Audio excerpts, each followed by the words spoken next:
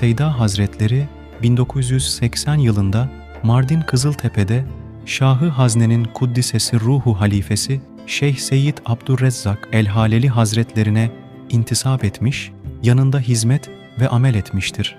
Şeyhinin vefatından sonra mahdumu ve halifesi olan Şeyh Seyyid Selahaddin Haleli Hazretlerine intisap etmiştir.